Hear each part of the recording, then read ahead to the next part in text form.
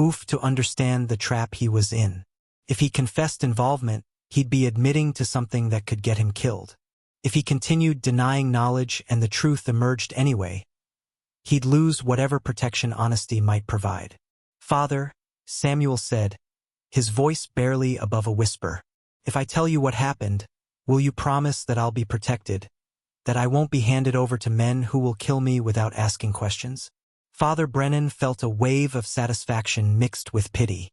"I promise that I'll recommend the church take custody of you and transport you somewhere safe. That's the best assurance I can offer." Samuel closed his eyes, and when he opened them again, something had broken behind them. It was her idea, all of it. She approached me with this plan, showed me medical texts about artificial breeding methods, promised me freedom if I helped her prove that God could work miracles through scientific means. I said no at first. I swear I said no. But she kept pushing, and she had all the power, and I was desperate, and she promised. His voice broke, and for a moment he couldn't continue. Father Brennan waited, his expression carefully neutral as Samuel gathered himself. "We never touched each other." Samuel continued. "She made that very clear.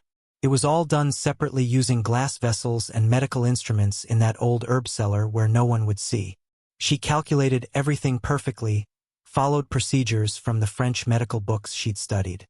For times we did it, spread over 3-day intervals. Then she told me to wait, to say nothing, to pretend it never happened. And I waited, hoping maybe it wouldn't work. Hoping maybe the whole thing would just go away. But it didn't go away, did it? She's actually pregnant.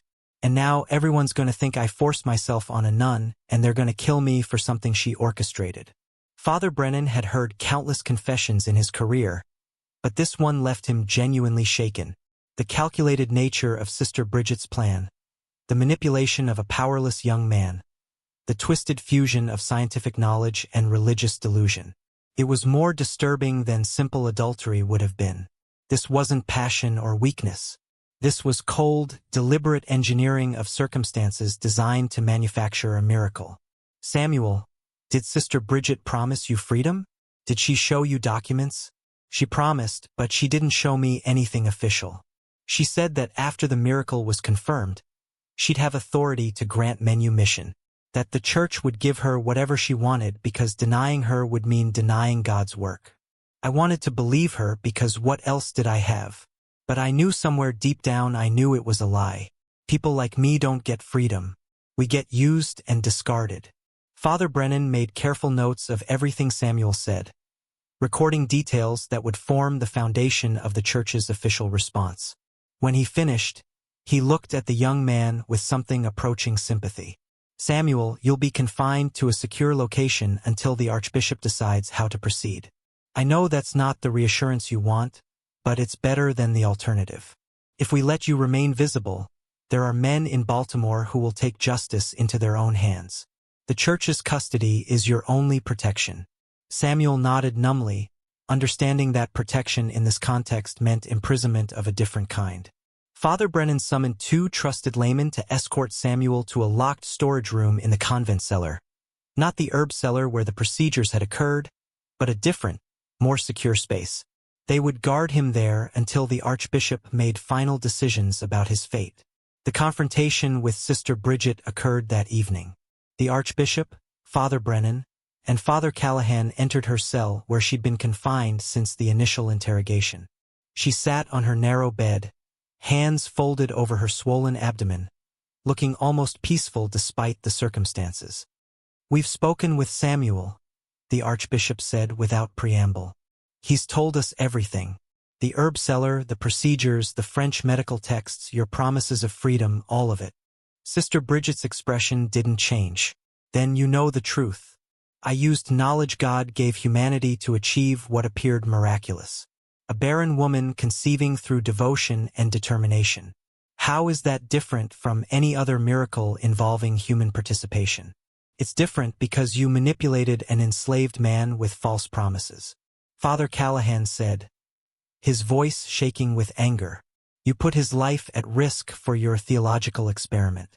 You showed him forged documents, led him to believe you could grant freedom you had no authority to give. That's not faith, Sister Bridget. That's cruelty dressed in religious language. I never showed him forged documents, Sister Bridget protested. I showed him my intention written clearly. I told him I would do everything possible to secure his freedom. I never claimed to have existing authority. I told him I would gain that authority through the miracle itself. Semantics, the Archbishop spat. You knew he was desperate. You knew he'd grasp at any hope, no matter how false. You exploited his powerlessness to serve your own need to feel specially chosen by God. That's not divine purpose, Sister Bridget. That's pride. The worst kind of pride, because you've dressed it in the language of humility. Sister Bridget's serene expression finally cracked. I've served God for 37 years. I've denied myself everything. I've fasted until my body weakened. I've prayed until my knees bled. I've done everything the church demanded and received nothing in return except more demands. When I finally asked for one sign, one confirmation that my devotion mattered. When I finally took action to demonstrate that faith and knowledge could coexist. You call it pride. You call it cruelty. What would you call it if I'd remained passive, waiting for a miracle that never comes, wasting my entire life on empty ritual? I would call it faithfulness, the Archbishop said coldly. Real faith doesn't demand proof. Real faith doesn't manipulate others to manufacture signs. Real faith accepts that we may never receive confirmation in this life. You've confused faith with certainty, Sister Bridget, and in doing so, you've committed sins far worse than simple adultery would have been. The trial, if it could be called that, convened on October 15th in the convent's chapel, hastily converted into an ecclesiastical court. Present were the Archbishop, Father Brennan, Father Callahan, 3 additional priests brought from Philadelphia, and a recorder who documented everything for the official church archives. Sister Bridget stood before them, no longer wearing her habit, but dressed in a simple gray dress that emphasized her obvious pregnancy. The evidence was presented systematically.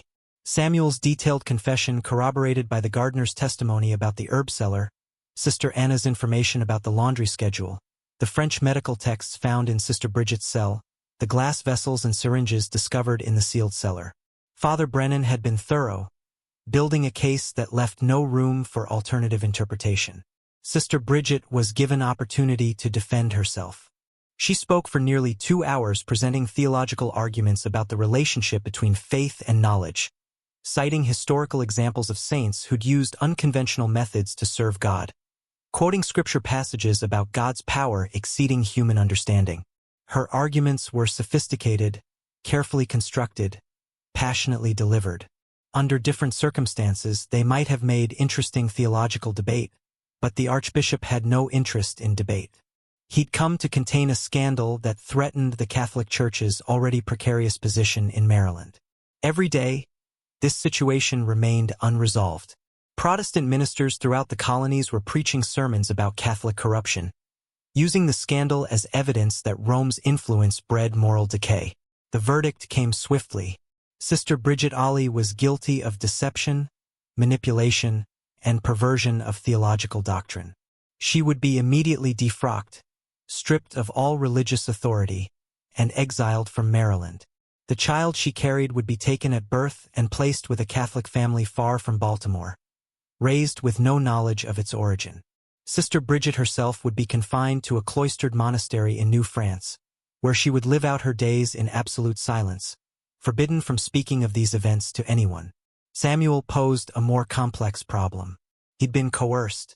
That much was clear. But his participation in the scheme still made him dangerous. Angry citizens were already gathering outside the convent, demanding that the enslaved man, who defiled a bride of Christ, face proper punishment. The Archbishop understood that turning Samuel over to mob justice would create additional scandal, but keeping him in Maryland guaranteed his eventual murder. The solution came from an unexpected source. A merchant ship captain named Robert Harrison, himself a Catholic sympathetic to the church's predicament, offered to transport Samuel to Nova Scotia under the pretense of him being indentured cargo. Once in Halifax, Harrison had contacts who could help Samuel disappear into the frontier territories, where questions about legal status went unasked. It wasn't freedom, not officially, but it was survival. Samuel departed Baltimore on October 19th, shackled in the ship's hold to maintain the appearance of proper custody, but secretly provided with clean clothing, adequate food, and a letter of introduction to Harrison's contact in Halifax. Whether he actually reached Nova Scotia, whether he survived the journey, or managed to build a new life in the wilderness, the records don't say. Like so many people caught in historical events beyond their control, Samuel simply vanished from documented history. Sister Bridget's exile was delayed by one practical consideration. She was 6 months pregnant and traveled to New France, and her condition risked both her life and the child's. The church couldn't afford to have her die in transit. That would create a martyr and fuel speculation that the pregnancy had indeed been miraculous. She needed to deliver safely. The child needed to be placed quietly, and only then could she be shipped away to perpetual silence. They confined her to a private house in Baltimore's outskirts, a property owned by a Catholic widow who agreed to house Sister Bridget in exchange for the church paying off her substantial debts. 2 nuns, Sister Margaret and Sister Catherine, volunteered to attend her during the final months of pregnancy. Both women had known Sister Bridget for years, and despite everything, they couldn't bring themselves to abandon her completely. Those months of confinement broke Sister Bridget in ways the trial and exile sentence hadn't. Stripped of authority, separated from the convent she'd led for a decade, facing a future of absolute silence in a distant monastery, she finally confronted the magnitude of what she'd done. The journals she kept during this period, discovered decades later, and now held in private archives, reveal a woman grappling with guilt, doubt, and the terrible possibility that she'd mistaken pride for divine calling. One entry dated December 3rd reads, "I believed God spoke to me in dreams. I was so certain, so absolutely convinced that I'd been chosen for special purpose. But now carrying this child I'll never raise, having destroyed Samuel's life and my own in pursuit of certainty. I wonder if what I heard was only my own desperate need for significance echoing back at me. Did God call me to this? Or did I manufacture a calling because I couldn't bear to think that 37 years of devotion might mean nothing more than any other person's devotion? That I might be ordinary rather than chosen?" The birth approached, and with it the final chapter of a scandal that had consumed lives and exposed the dangerous spaces between faith and obsession. Between miracle and manipulation, between divine purpose and human desperation. The labor began on February 14, 1765, 3 days before the date Dr. William Harrison had predicted. Sister Bridget had spent the morning in restless pacing, her hands pressed against the small of her back, trying to ease the constant ache that had plagued her for weeks.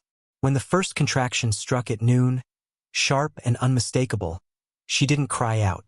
She simply lowered herself onto the bed and called for Sister Margaret with a voice that carried more resignation than fear. Dr. Harrison arrived within the hour, accompanied by 2 experienced midwives the church had hired specifically for this purpose. Catherine Moore and Elizabeth Garrett had delivered hundreds of babies in Baltimore, and both had been paid extraordinary sums to ensure their absolute discretion. They would witness the birth, assist with delivery, and then never speak of it again. The church had made very clear what would happen to women who broke such agreements. The labor progressed slowly, as first births often did, but with unusual complications.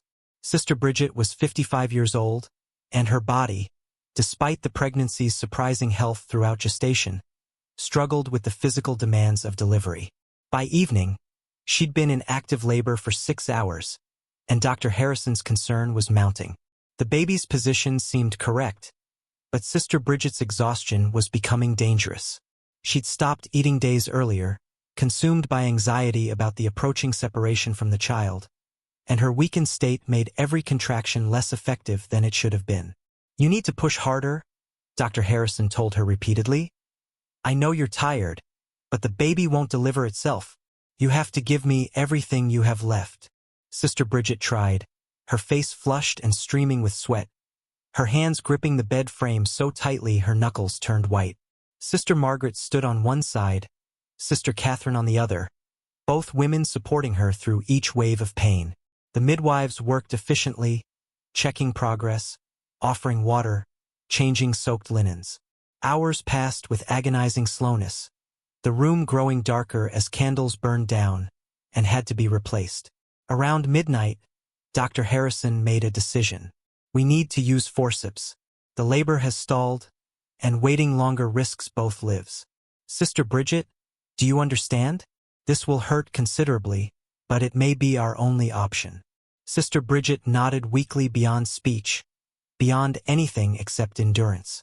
Dr. Harrison retrieved the metal instruments from his bag, explaining to the midwives how they would need to support Sister Bridget's position while he worked. The forceps procedure in 1765 was brutal and dangerous, responsible for countless injuries and deaths, but sometimes it was the only alternative to watching both mother and child die slowly. What followed tested everyone's fortitude. Sister Bridget screamed, a sound that echoed through the house and out into the winter night where neighbors heard and crossed themselves. Grateful they didn't know what was happening behind those walls. Dr. Harrison worked with careful precision, maneuvering the forceps into position, feeling for the baby's head, applying traction with gradual, steady pressure. Catherine Moore held Sister Bridget's hand while Elizabeth Garrett monitored for hemorrhaging, both women whispering prayers under their breath. At 1:47 in the morning on February 15, 1765, the baby emerged in a rush of blood and fluid. Dr. Harrison caught the infant, quickly cleared the airway, and felt relief flood through him when he heard a strong, healthy cry. He handed the baby to Catherine Moore, who cleaned and wrapped the child while Dr. Harrison delivered the placenta and checked Sister Bridget for tearing. The damage was significant, requiring extensive stitching, but nothing that threatened her life. "It's a boy," Catherine announced, bringing the wrapped infant to Sister Bridget. He healthy lungs, good color, all fingers and toes present. Sister Bridget looked at her son with an expression that Dr. Harrison would later describe in his private notes as absolutely heartbreaking. Not joy, not relief, not even the exhausted satisfaction most new mothers showed, just profound grief mixed with something like wonder. She touched the baby's face with trembling fingers, traced his tiny nose, examined his perfect features in the candle light. "He looks like Samuel," she whispered, his eyes his mouth. "He looks just like Samuel." Sister Margaret tensed, glancing at Dr. Harrison with alarm. They'd been instructed to prevent Sister Bridget from forming any attachment, to keep the baby separate, to facilitate the quick transfer to the adoptive family. But Dr. Harrison, who'd seen many births and understood something about human nature that church officials often didn't, made a choice that probably saved Sister Bridget's sanity. "Give her 30 minutes, he said quietly. 30 minutes to hold him. Denying her that completely will cause psychological damage that could prove dangerous. 30 minutes won't change what happens next, but it might prevent complete breakdown." Sister Catherine lifted the infant and placed him in Sister Bridget's arms. The moment the baby settled against her chest, Sister Bridget began to weep. Silent tears that streamed down her face and dropped onto the blanket wrapped around her son. She didn't sob, didn't wail, just cried steadily while holding him close, breathing in his scent, memorizing every detail she could. "I thought I was doing God's will," she said softly, speaking more to the baby than to anyone else in the room. "I thought I'd been chosen for something meaningful, something that would prove faith and knowledge could coexist. But I was wrong. I was so desperately wrong. I used another human being as a tool. I put Samuel in terrible danger because I needed to feel special, needed to believe I mattered more than other people. And now you exist because of my pride. And you'll never know me. And Samuel will never know you. And all three of us will pay forever for my need to manufacture a miracle." She kissed the baby's forehead once gently, then looked at Sister Margaret. Take him now before I become even more selfish and refuse to let go. He deserves better than being used as evidence in my failed theological argument." Sister Margaret lifted the infant from Sister Bridget's arms, and the moment of separation seemed to break something fundamental in the older woman. She turned her face to the wall and didn't speak again for 2 full days. Even when Dr. Harrison returned to check on her recovery, even when the nuns tried to coax her into eating, even when Father Callahan came to administer last rites, thinking she might be dying from psychological collapse rather than physical complications. The adoptive family arrived on February 17th. Marcus and Helen Whitfield were a prosperous couple from Virginia, Catholic, childless after 15 years of marriage and desperate enough for a baby that they'd agreed to the church's conditions without hesitation. They would raise the boy as their own son, tell everyone he'd been born to Helen after years of prayer and medical treatment, and never reveal the truth. In exchange, the church would provide financial support, excellent education for the child, and connections that would ensure his future success. They named him James, baptized him on February 20th at their parish church in Richmond, and raised him with love and considerable privilege. James Whitfield would grow up completely ignorant of his origins, attend college, become a successful lawyer, marry, and father 5 children who would never know that their grandfather had been an enslaved man and their grandmother a defrocked nun who tried to manufacture a miracle. The secret would die with Marcus and Helen, buried so thoroughly that even family historians researching their genealogy centuries later would find no trace of the scandal. Sister Bridget recovered physically within 3 weeks, though the emotional wounds never healed.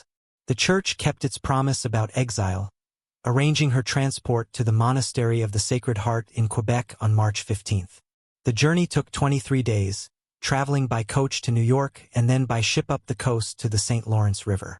Sister Margaret accompanied her, having volunteered to escort the woman she'd known for nearly 2 decades to her final destination.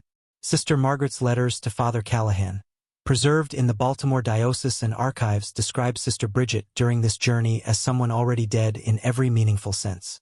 She moves when directed, eats when food is placed before her, but there's nothing behind her eyes anymore. The woman who led our convent with such fierce conviction has been hollowed out completely. I don't know if the monastery silence will be punishment or mercy. She has nothing left to say anyway. The Monastery of the Sacred Heart occupied a remote location 30 miles from Quebec City, accessible only by difficult roads that became impassable during winter months.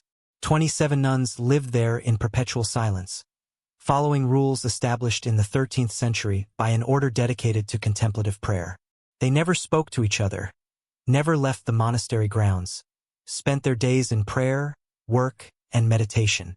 It was considered one of the strictest religious communities in New France, a place where women went to disappear from the world entirely. Sister Bridget entered the monastery on April 7, 1765. Sister Margaret stayed for 3 days, ensuring the transition was complete, then departed for Baltimore without having spoken a single word to Sister Bridget after their arrival. The monastery's rules forbade communication even during the introduction period. Sister Bridget simply walked through the gates, received her cell assignment, and vanished into the rhythm of silent devotion that would define the rest of her existence. The historical record provides almost nothing about her years in Quebec. The monastery's records list her as Sister Mary Silence, a new name given to erase her previous identity, and note her presence in daily routines, but offer no personal details. One document, a brief entry in the Mother Superior's private journal dated September 1767, mentions that Sister Mary Silence spent long hours in the chapel weeping silently, and that on several occasions she had to be physically restrained from harming herself. Beyond that, nothing. She existed in complete obscurity for the remaining years of her life. The monastery burned in October 1775 during the American invasion of Quebec. British and American forces clashed in the region, and the monastery, suspected of harboring supplies for British troops, was set ablaze by soldiers who didn't bother checking whether anyone was inside. 15 nuns died in the fire, trapped by locked doors and windows barred to prevent worldly distraction. Among the dead was Sister Mary Silence, who'd lived in absolute silence for 10 years, and died the same way, her screams unheard behind stone walls consumed by flames. Back in Baltimore, the Catholic Church worked methodically to erase every trace of the scandal. The house where Sister Bridget had given birth was sold immediately. The new owners told nothing about its previous use. The Sisters of Divine Mercy Convent struggled for several years, enrollment dropping catastrophically as Catholic families withdrew their daughters and Protestant neighbors used the scandal as ammunition against the Church. By 1770, only 7 nuns remained, and the Archbishop made the decision to close the facility permanently. The building was sold to a shipping merchant who converted it into warehouses, and within a decade, most people in Baltimore had forgotten there had ever been a convent on that property. Father Callahan, whose confession journal had documented the scandal's discovery, lived until 1782. In his final years, he returned repeatedly to that November 1764 entry, adding marginal notes that revealed his continuing struggle to understand what had happened. One note written in shaking handwriting just months before his death reads, "I've spent 18 years trying to determine whether Sister Bridget was delusional, manipulative, or somehow genuinely touched by something beyond human understanding. I die without knowing. Perhaps that uncertainty is appropriate. Perhaps we're not meant to fully understand the space where faith becomes obsession, where devotion becomes destruction. I only know that good intentions and absolute certainty together created something monstrous." Samuel's fate remained unknown to everyone in Baltimore. The church had shipped him away so thoroughly that no one knew whether he'd survived the journey to Nova Scotia or what had become of him afterward. There were occasional rumors. A free black man matching his description reportedly worked as a clerk in Halifax in the 1770s. Someone claimed to have seen him in Montreal in 1779. Another story placed him in the frontier territories west of the Great Lakes, living among indigenous communities who cared nothing about colonial laws regarding slavery. But none of these stories could be verified, and eventually people stopped wondering. Samuel had been erased as completely as Sister Bridget. Both of them casualties of a scandal that required absolute silence to contain. James Whitfield, the child born from Sister Bridget's theological experiment, lived a long and prosperous life completely ignorant of his origin. He practiced law in Richmond, served in the Virginia legislature, owned a plantation worked by enslaved people who never knew that their master's biological father had been enslaved himself. He died in 1836 at age 71, surrounded by children and grandchildren who mourned him as a pillar of their community. His obituary in the Richmond Inquirer praised his legal brilliance, his devotion to family, and his strong moral character. Nothing in his life suggested the extraordinary circumstances of his conception and birth. But there are hints, small traces in family correspondence, that James occasionally felt something unexplainable. His daughter Ellen wrote in her diary in 1828 about a conversation with her father where he mentioned having dreams about a woman's face he couldn't quite remember. Someone who seemed familiar but whom he'd never met in waking life. Father said the strangest thing today. Ellen wrote he said he sometimes feels as though part of his life happened to someone else, as though he's living a story that began before he was born. Mother told him not to speak such nonsense, but I could see in his eyes that it troubles him more than he admits. Whether James was actually experiencing some deep unconscious memory of those first hours in Sister Bridget's arms, or whether this was simply the kind of existential wondering that affects many people, we can never know. But the possibility remains that even though the church had erased all documentary evidence, even though everyone involved had died or been silenced, some shadow of truth persisted in ways that couldn't be completely controlled. The documents that survived scattered across church archives from Baltimore to Quebec to Philadelphia weren't discovered until the late 19th century. A young priest researching Baltimore's Catholic history for a church anniversary publication found Callahan's journal in 1893 and immediately recognized its significance. He brought it to his bishop's attention, expecting praise for uncovering important historical material. Instead, he was ordered to reseal the documents and never mention them again. The church had successfully buried the scandal for 130 years and had no intention of resurrecting it. But stories have a way of refusing to stay buried. Over the decades, fragments leaked out. Historians researching colonial Maryland occasionally found references to a convent scandal in Protestant newspapers from 1764 to 1765, though details were vague. Genealogists tracing Catholic families sometimes encountered gaps in records that suggested deliberate erasure. And slowly, painfully slowly, the full story emerged from archives that church officials had assumed would remain sealed forever. What we're left with is a story that defies simple moral judgment. Sister Bridget Ollie wasn't a villain in any conventional sense. She was a woman who devoted her entire life to faith, who'd sacrificed every comfort and pleasure in pursuit of divine purpose, and who'd finally cracked under the weight of that devotion. She wanted proof that her suffering meant something, that her decades of discipline had earned God's attention. She wanted to believe she'd been chosen for special purpose rather than being just another forgotten nun in a forgotten convent. And in pursuit of that need for significance, she manipulated a powerless young man, put his life at risk, and birthed a child who would never know either parent. Samuel wasn't a villain either. He was trapped in a system that treated human beings as property, given a glimpse of possible freedom, and exploited by someone who held absolute power over him. His participation in Sister Bridget's scheme was coerced through a combination of false promises and the crushing reality that refusing might lead to even worse circumstances. He survived possibly, but at the cost of everything familiar, his homeland, his small community, whatever fragile stability he'd managed to build. He vanished into history like so many enslaved people whose stories were never recorded, whose lives were never considered important enough to preserve. And James, the child at the center of everything, lived his entire life as a lie. Not through any fault of his own, but because powerful institutions decided that truth was too dangerous to acknowledge. He grew up privileged and respected, never knowing that his existence had destroyed multiple lives, never understanding that he was evidence of how far people will go when absolute faith collides with desperate pride. The Catholic Church, for its part, demonstrated institutional priorities that remain uncomfortably familiar. Faced with a scandal that threatened its reputation, it chose containment over transparency, exile over accountability, silence over truth. Everyone involved was either killed, shipped away, or sworn to secrecy. Documents were sealed, buildings were sold, memories were deliberately erased.